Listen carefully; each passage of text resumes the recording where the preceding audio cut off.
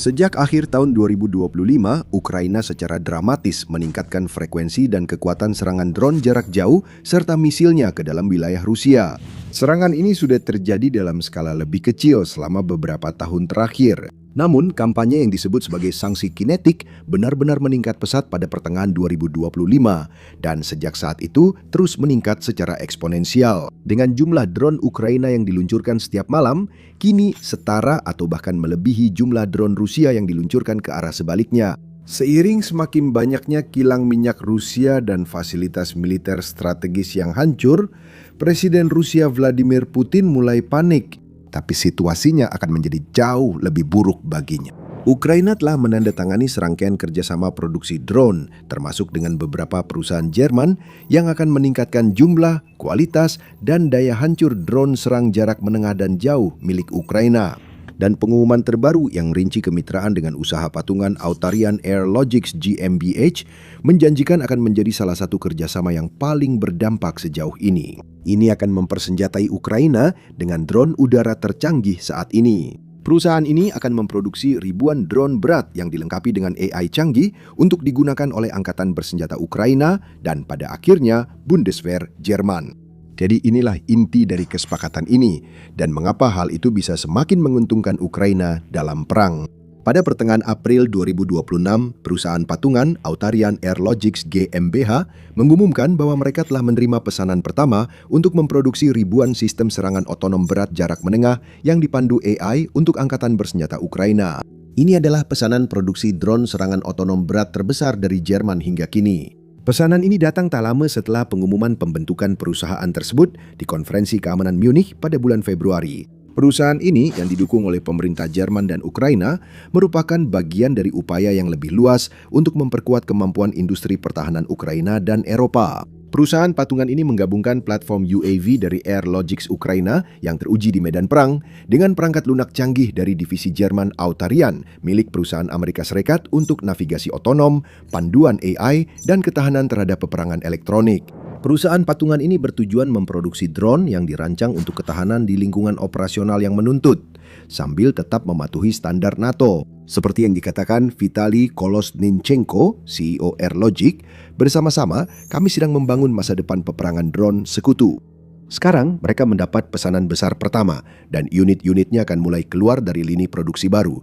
Pengumuman perusahaan tidak menyebutkan nama drone, hanya menyatakan bahwa drone bersayap X dan Delta akan diproduksi ribuan unit per tahun. Namun, nama-nama tersebut kemudian diungkapkan melalui daftar drone yang diproduksi di perusahaan patungan Jerman-Ukraina yang diterbitkan oleh kantor Presiden Ukraina, yaitu Anubis dan SethX. Jadi, apa yang kita ketahui tentang drone-drone ini? Sebagian besar detailnya belum diungkapkan, termasuk harga dan spesifikasinya. Namun, apa yang bisa kita rangkai dari informasi yang tersedia dan demonstrasi terbaru yang dilakukan di Berlin cukup menarik untuk disimak. Anubis digambarkan sebagai sistem serangan jarak menengah untuk target bernilai tinggi dan kendaraan lapis baja. SethX adalah drone taktis ringkas untuk menyerang infanteri dan kendaraan lapis baja ringan. Kedua sistem ini dibuat untuk beroperasi di lingkungan tanpa GPS dan banyak gangguan, serta memiliki konfigurasi sayap X dan sayap Delta seperti disebutkan. Dari penampilannya, Anubis sepertinya merupakan adaptasi dari drone Autarian lainnya, Artemis ALM-20. Pada Oktober 2025, Autarian mengumumkan bahwa mereka telah menyelesaikan proyek Artemis, sebuah proyek unit inovasi Departemen Pertahanan Amerika Serikat, dan membangun drone kamikaze jarak jauh baru yang disebut Artemis ALM-20. Sekilas, drone ini sangat mirip dengan Shahid 136 asal Iran yang terkenal itu. Hal tersebut sendiri sebenarnya tidak terlalu mengejutkan. Shahid adalah senjata yang membuat orang berkata, jika tak bisa mengalahkan mereka, bergabunglah dengan mereka. Rusia menggunakan Shahid asli dan telah mengembangkan keluarga drone yang disebut Jerin berdasarkan desain tersebut. Bahkan drone kamikaze jarak jauh terbaru milik Amerika Serikat, Lucas, juga direkayasa balik dari Shahid. Jadi ketika berbicara tentang Artemis, mengapa harus menciptakan ulang sesuatu yang sudah ada?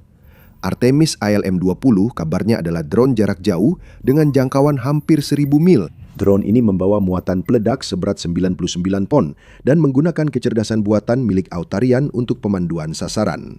Akan saya jelaskan lebih lanjut tentang itu sebentar lagi. Drone ini dikembangkan bekerja sama dengan sebuah perusahaan Ukraina yang namanya dirahasiakan demi alasan keamanan.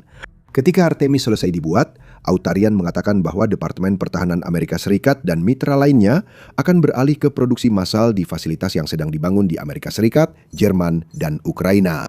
Semua produksi Anubis dan SET-X dijadwalkan akan berlangsung di Jerman.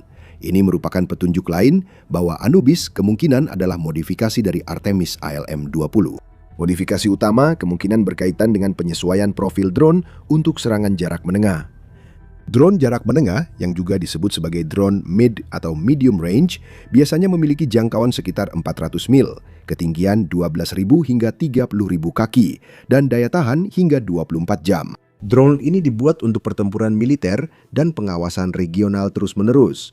Drone jarak jauh di sisi lain sering diklasifikasikan sebagai UAV berdaya tahan lama dengan ketinggian sedang atau tinggi yang biasa disebut MALE dan HALE. Dengan jangkauan lebih dari 400 mil dan daya tahan lebih dari 24 jam, drone ini merupakan platform strategis berdaya tahan tinggi yang digunakan untuk pengawasan militer, spionase, pelacakan cuaca, dan pemetaan geografis.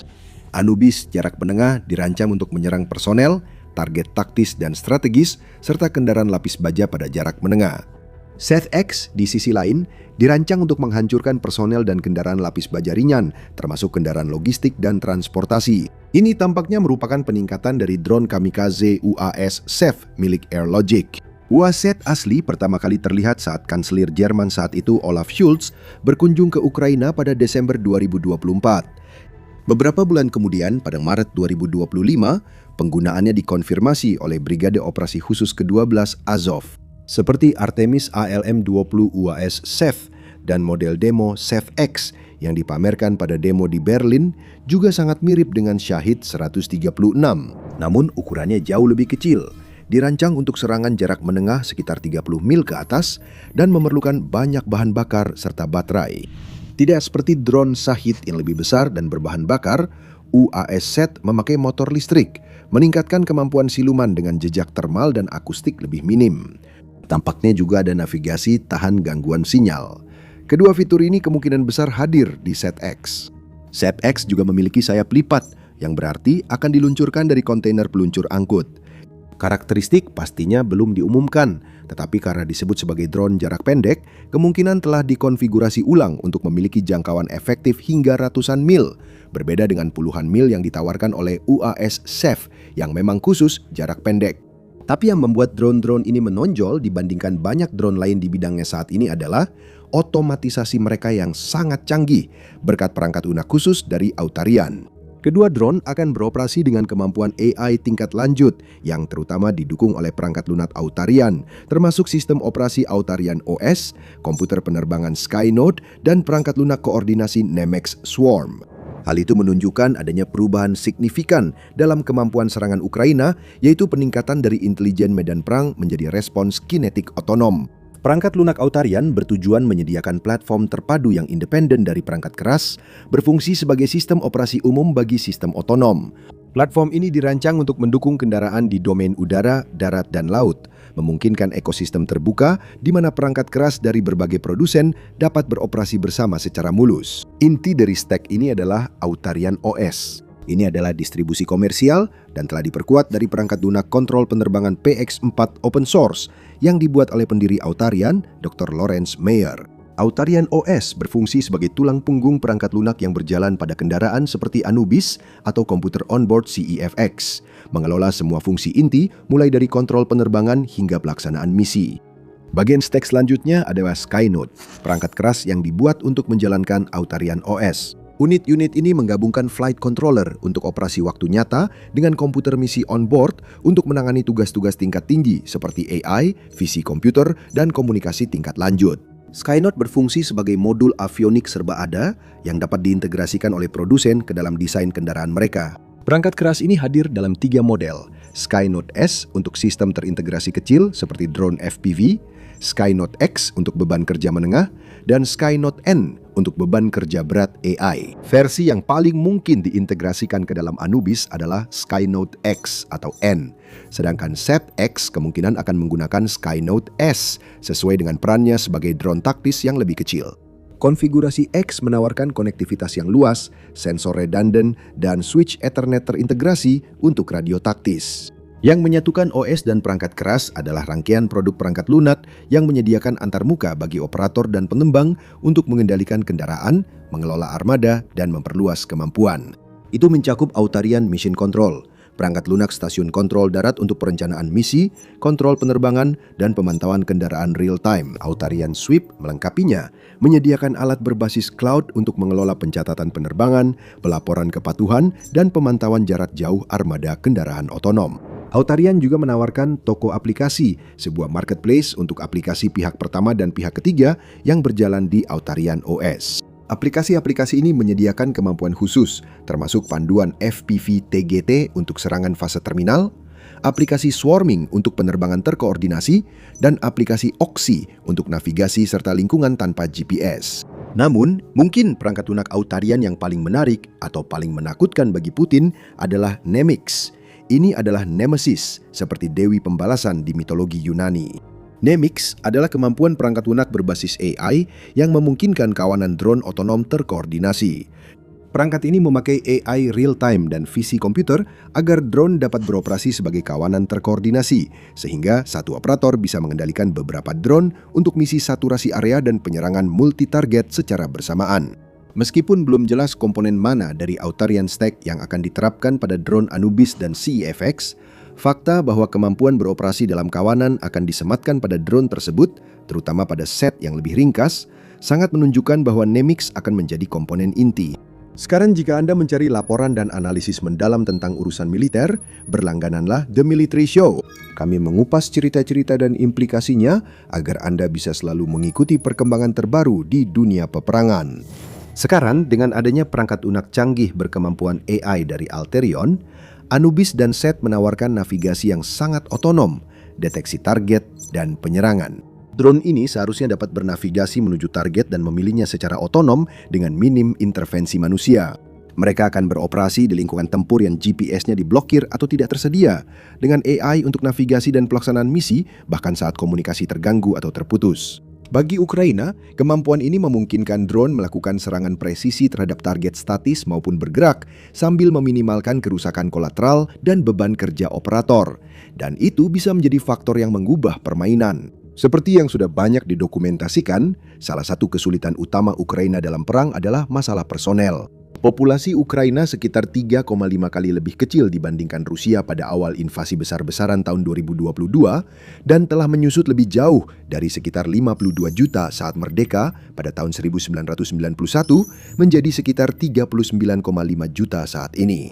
Artinya, Rusia unggul signifikan dalam tenaga manusia di garis depan, terutama di garis depan yang sangat panjang seperti di Ukraina Timur dan Selatan. Rusia mampu menggunakan taktik menyerang di banyak area secara bersamaan, memaksa Ukraina untuk membagi pasukan yang lebih terbatas sehingga menciptakan celah yang bisa dimanfaatkan oleh Rusia. Penggunaan drone besar-besaran oleh Ukraina di garis depan secara signifikan mengurangi keunggulan itu. Kini, kemampuan Ukraina meluncurkan drone otonom yang bisa bernavigasi dan menemukan target sendiri dapat mengubah kerugian menjadi keuntungan. Hal serupa berlaku untuk serangan jarak jauh Ukraina jauh ke dalam wilayah Rusia.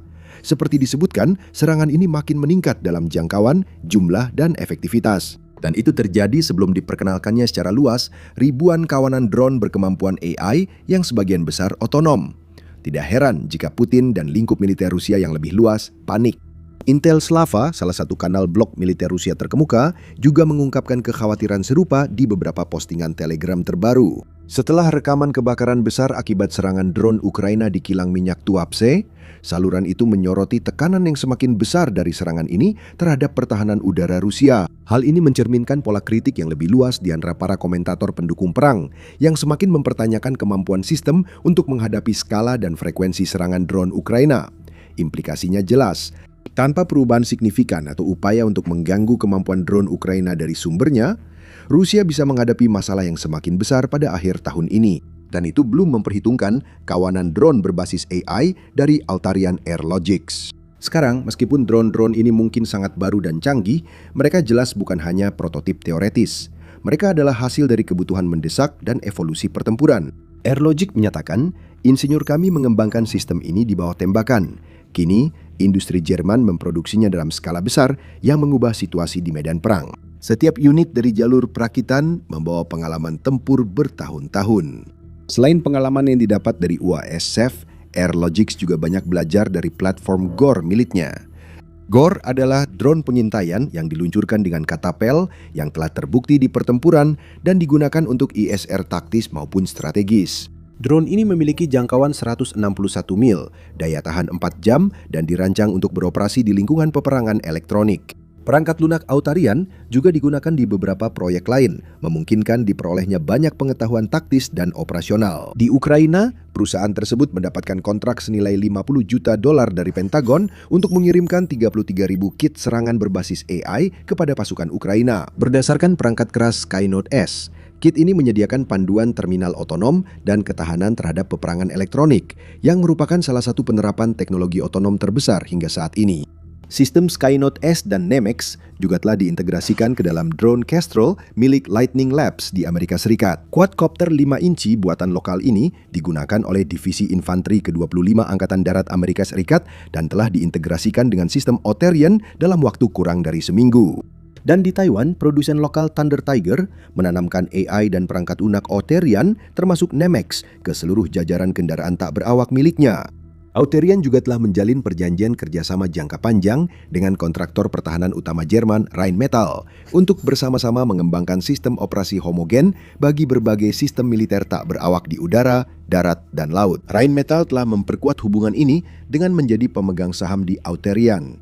Sekarang, manfaat bagi Ukraina dari jalur produksi baru yang didirikan di Jerman untuk drone-drone ini sudah jelas. Ribuan drone canggih berbasis AI yang terus berdatangan, mampu bernavigasi secara otonom, menargetkan, bahkan melakukan serangan berkelompok, seharusnya dapat meningkatkan kemampuan dan efektivitas serangan jarak jauh Ukraina secara dramatis. Namun, Ukraina bukan satu-satunya yang diuntungkan dari kesepakatan ini. Sistem yang sama juga bertujuan memenuhi kebutuhan pengadaan amunisi pasukan Jerman. Jika berhasil digunakan di Ukraina, kemungkinan makin banyak militer akan memesan Anubis dan Set ke depannya. Namun ada elemen penting lain dalam cerita ini yang mungkin lebih membuat Putin khawatir dibandingkan drone otonom, yaitu kesepakatan produksi drone. Dikoordinasikan oleh Kementerian Pertahanan Federal Jerman, ini menandai pergeseran dari bantuan taktis ke produksi massal dan bukan di Ukraina, melainkan di Jerman. Untuk memastikan keamanan, stabilitas, dan memenuhi persyaratan ekspor Ukraina, produksi kedua drone tersebut akan sepenuhnya dilakukan di Jerman dengan lisensi ekspor Ukraina. Dan ini bukan hanya sekali, ini adalah sebuah tren. Pada 15 April, perusahaan pertahanan Ukraina dan Jerman menandatangani 6 perjanjian di bawah inisiatif Build with Ukraine.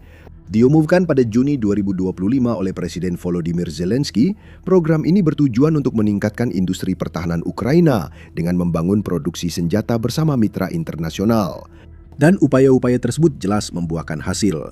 Menurut pernyataan yang dikeluarkan di Dewan Ahli Senjata Ukraina, 6 perjanjian ini merupakan implementasi praktis dari model bangun bersama Ukraina, di mana solusi Ukraina ditingkatkan skalanya bersama industri Eropa, di lokasi produksi bersama, dan dengan akses ke kemampuan produksi baru.